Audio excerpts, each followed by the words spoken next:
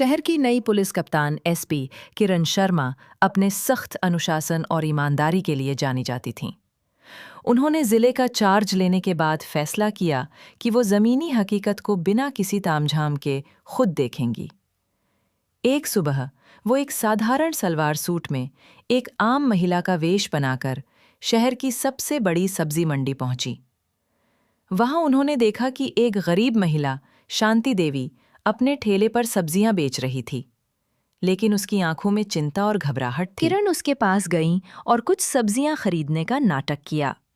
बातों बातों में शांति ने बताया कि उसकी छोटी बेटी को तेज बुखार है और उसे डॉक्टर के पास ले जाना है, लेकिन वो अपनी दुकान छोड़कर नहीं जा सकती। किरण का दिल पसीज गया। उन्होंने कहा, बहन, तुम चिंता मत करो, तुम अपनी बेटी को डॉक्टर को दिखा लाओ, तब तक मैं तुम्हारी दुकान देखती हूं। शांति देवी ने हिचकिचाते हुए धन्यवाद किया और जल्दी से चली गई। किरण ठेले पर बैठकर लोगों को सब्जियां बेच रही थीं। तभी एक पुलिस की जीप धूल उड़ाती हुई ठेले के पास आकर रुकी। उसमें से एक रौबदार इंस्पेक्टर राकेश सिंह उतरा। उसने किरण को घूरकर देखा और बोला, अरे, आज नई दिख रही है। चल फटाफट 1 किलो टमाटर, आधा किलो भिंडी और बढ़िया सा अदरक निकाल। किरण ने शांति से सब्जियां तौलकर थैली में डाल दी। जब इंस्पेक्टर बिना पैसे दिए जाने लगा तो किरण ने विनम्रता से कहा, साहब, इसके पैसे? ये सुनते ही इंस्पेक्टर राकेश का पारा चढ़ गया। वो चिल्लाया, पैसे? तेरी हिम्मत कैसे हुई मुझसे पैसे मांगने की? जानता नहीं मैं कौन हूं? इस इलाके का इंचार्ज हूं। हम पुलिस वाले दिन रात तुम्हारी सुरक्षा करते हैं और तू हमसे ही पैसे मांगेगी? किरण ने शांति से जवाब दिया, साहब, सुरक्षा करना आपका कर्तव्य है, लेकिन इस गरीब महिला का परिवार भी इसी कमाई से चलता है। उसे भी सब्जियां खरीदनी पड़ती हैं। इंस्पेक्टर का अहंकार और भड़क गया।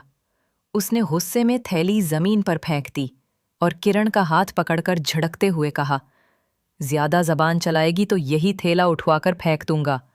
आइंदा मुझसे बहस मत करना। कहकर वो अपनी जीप में बैठकर चला गया। आसपास के लोग चुपचाप ये तमाशा देखते रहे। किसी ने कुछ कहने की हिम्मत नहीं की। थोड़ी देर बाद शांति देवी लौटी। किरण ने उसे पूरी घटना बताई। शांति की आंखों में आंसू आ गए और उसने कहा, बहन, आपने ठीक किया जो उसे कुछ नहीं कहा। ये तो यहाँ रोज का है, वो गरीबों को ऐसे ही परेशान करता है। किरण ने उसे हिम्मत दी और वहां से सीधे पुलिस स्टेशन पहुंची। वहां थाने का इंचार्ज एसएचओ दयाराम पाटिल बैठा था। किरण ने इंस्पेक्टर राकेश सिंह के खिलाफ शिकायत दर्ज कराने को कहा। एसएचओ दयाराम ने उसे ऊपर से नीचे तक देखा और लापरवाही से कहा, अरे, छोटी मोटी बात है, इंस्पेक्टर साहब का इलाका है, थोड़ा बहुत तो हो जाता है। चलो, तुम चाय पानी का इंतजाम करो, हम तुम्हारी अर्जी लिख लेंगे। किरण समझ गई कि यहाँ तो जड़ें ही खोखली हैं। उन्होंने उसे 100 रुपए दिए और अपनी शिकायत लिखवाई। एसएचओ ने पैसे जेब में रखे और एक कागज पर आधी अधूरी शिकायत लिखकर उन्हें थमा दिया। अगली सुबह पुलिस स्टेशन में हड़कंप मच गया। जिले की एसपी किरण शर्मा अपनी पूरी वर्दी और सरकारी गाड़ी के साथ थाने में दाखिल हुईं। एसएचओ दयाराम पाटिल और इंस्पेक्टर राकेश सिंह उन्हें देखकर सन्न रह गए। जब उन्होंने किरण शर्मा को करीब से देखा तो उनके पैरों तले जमीन खिसक गई। ये वही महिला थी जिसे कल उन्होंने अपमानित किया था। दोनों कांपते हुए हाथ जोड़कर खड़े हो गए। किरण शर्मा अपनी कुर्सी पर बैठीं और रात की शिकायत की कॉपी और 100 रुपए का नोट मेज पर रखते हुए बोलीं, एसएचओ साहब, ये है आपकी कार्यप्रणाली? आप गरीबों की शिकायत लिखने के लिए रिश्वत लेते हैं? फिर वो इंस्पेक्टर राकेश की तरफ मुड़ी, और इंस्पेक्टर साहब, आप इस वर्दी की आड़ में गरीबों पर जुल्म करते हैं।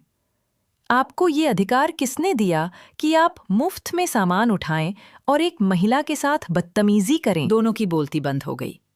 वे एसपी किरण के पैरों में गिरकर माफी मांगने लगे। किरण ने गरजती हुई आवाज में कहा, ये वर्दी तुम्हें लोगों की रक्षा के लिए मिली है, उन्हें लूटने और डराने के लिए नहीं।